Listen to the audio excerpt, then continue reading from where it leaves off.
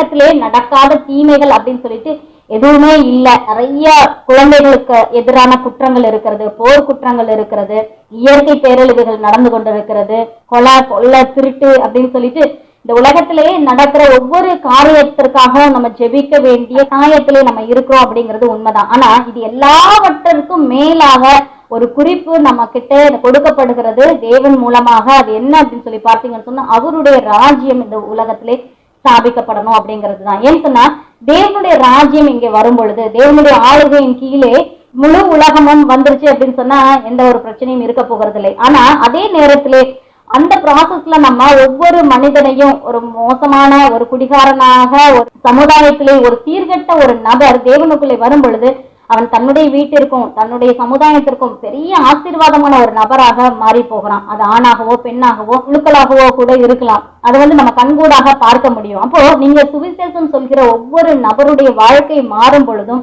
அவனை சுற்றிலும் இருக்கிற பல விஷயங்கள் ஒளிபெறுகிறதை நீங்க பார்க்கலாம். அவன் முதலாவதாக தனக்கு, தன்னுடைய குடும்பத்திற்கு, சமுதாயத்திற்கு, நாட்டிற்கு அப்படின்னு சொல்லிட்டு ஒவ்வொரு படிப்படியாக பயனுள்ள ஒரு பாத்திரமாக மாறுகிறான்.